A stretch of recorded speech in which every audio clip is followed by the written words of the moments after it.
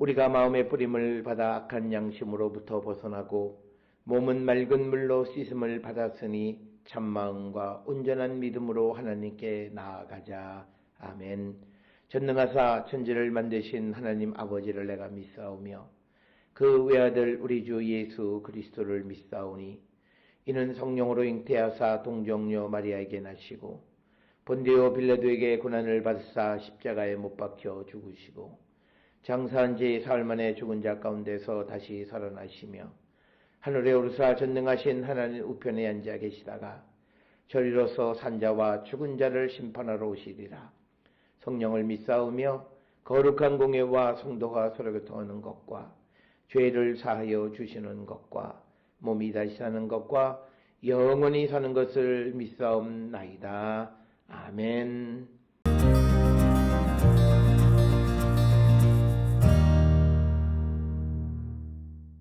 그러므로 주 여호와께서 이같이 말씀하셨느니라. 화 있을진저 피를 흘린 성읍이여, 내가 또 나무 무더기를 크게 하리라.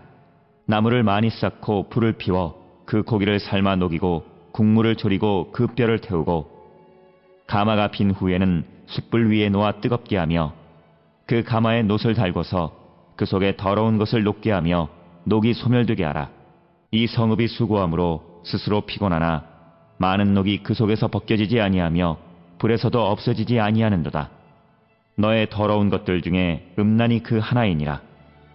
내가 너를 깨끗하게 하나 내가 깨끗하여지지 아니하니 내가 내게 향한 분노를 풀기 전에는 내 더러움이 다시 깨끗하여지지 아니하리라. 나 여호와가 말하였은즉 그 일이 이루어질지라.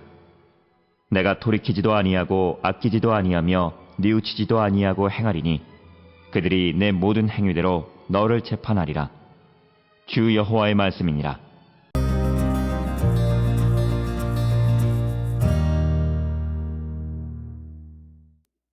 오늘 우리가 함께 읽은 에스겔 24장 9절로부터 14절에 있는 말씀은 이제 그 정결하지 못한 예루살렘에 대한 하나님의 심판의 말씀을 해가는 가운데에서 하나님의 심판은 그 예루살렘을 정결하게 하시는 것이다. 그들이 앞에서 보았던 피를 흘리고 그런 어떤 불의를 행하는 자들, 그러면서도 그 불의를 씻어내지 않았던 그들에게 이제 하나님의 심판이 임하게 되므로 그들을 정결하게 하시는 그 하나님의 심판에 대해서 언급하고 있는 것이 오늘 9절로부터 14절의 말씀이 되겠습니다. 9절에 보면 그러므로 주 여호와께서 이같이 말씀하셨느니라. 화 있을진저 피를 흘린 성읍이여 내가 또 나무 무더기를 크게 하리라. 더 크게 끓게 할 것이다 라고 하는 것입니다. 나무를 많이 쌓고 불을 피워 그 고기를 삶아 녹이고 국물을 졸이고 그 뼈를 태우고 가마가 빈 후에는 숯불 위에 놓아 뜨겁게 하며 그 가마에 놋을 달구어서 그 속에 더러운 것을 녹게 하며 녹이 소멸되게 하라.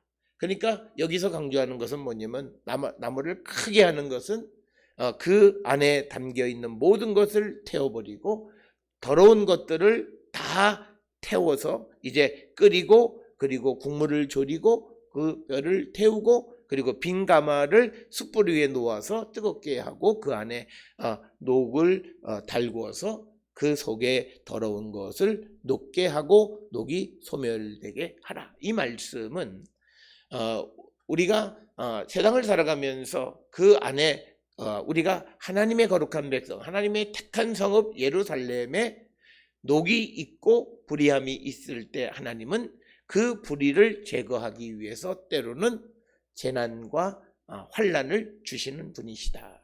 그래서 하나님의 심판은 그 예루살렘이 정결해지기를 위해서 녹이 제거되기 위해서 그 고난을 주셨다라고 하는 것입니다. 오늘 우리가 세상을 살아가는데 우리에게 닥치는 환난은 여러 가지 이유가 있습니다만 이 환난의 어떤 교육적 역할이 있다라고 하는 사실을 우리는 기억하셔야 됩니다. 하나님께서는 어떤 환난을 통해서 우리의 더러운 것을 제거하기 위해서 우리에게 환난을 주실 수 있는 분이시다라고 하는.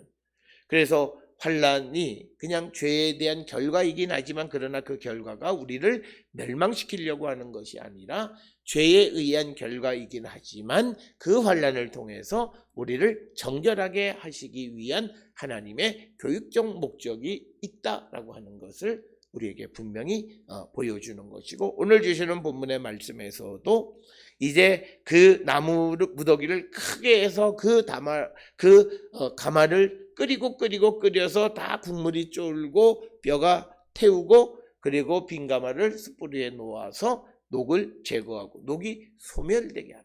오늘 주시는 본문 11절에서 강조하는 것은 우리 안에 있는 더러운 것을 완전히 없애버리는 겁니다. 소멸되게 하라라고 하는 것입니다. 따라서 우리는 우리의 심령에도 이런 죄가 소멸되게 하는 그런 노력이 있어야 되는데 이것은 우리가 주님의 도움을 구해야 되고 성령께서 우리에게 임하셔서 우리의 육신을 죽일 때만이 우리가 우리 안에 있는 죄를 녹여낼 수 있다라고 하는 거죠. 그래서 우리가 깨끗한 심령이 되어질 수 있다라고 하는 것을 우리에게 분명하게 가르쳐 줍니다. 그래서 12절에 이 성읍이 수고함으로 스스로 피곤하나 많은 녹이 그 속에서 벗겨지지 아니하며 불에서도 없어지지 아니하는도다. 그러니까 12절에서 이들이 애쓰고 수고하지만 녹이 없어지지 않는다는 거죠. 그래서 13절에 너희 더러운 것들 중에 음란이 그 하나이니라. 내가 너를 깨끗하게 하나 내가 깨끗하여지지 아니하니 내가 너에게 향한 분노를 풀기 전에는 너의 더러움이 다시 깨끗하여지지 아니하리라. 그래서 하나님의 심판은 우리를 정결케 하기 위해서 필요하다라고 하는 거예요. 애쓰고 수고하지만 그 더러움이 없어지지 않을 때 하나님이 개입하셔서 하나님의 그 심판, 하나님의 분노가 임하게 되어질 때 그 더러움이 다시 깨끗해질 수 있다라고 하는 거예요. 14절에 나 여호와가 말하였으니 이제 그 일이 이루어질지라 내가 돌이키지도 아니하고 아끼지도 아니하며 뉘우치지도 아니하며 행하리니 그들이 내 모든 행위대로 너를 재판하리라. 주 여호와의 말씀이다. 그래서 그가 행한 대로 인과응보의 관점에서 죄를 깨끗하게 하시기 위해서 하나님께서 그들에게 예루살렘에게 깨끗하게 하기 위해서 이제 돌이키지 않고 아끼지 않고 뉘우치지 않고 그가 행한 만큼 그의 죄를 씻어낼 만큼의 재앙을 주시겠다 하시는 말씀이 오늘 주시는 말씀이 되겠습니다.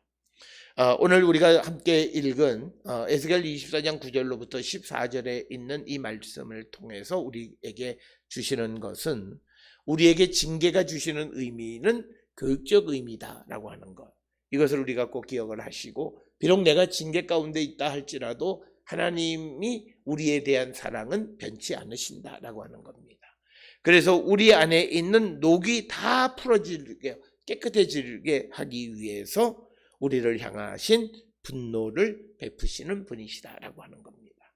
그래서 우리가 징계를 받는 자들은 성결하게 하기 위한 하나님의 방법 가운데 하나이다라고 하는 것.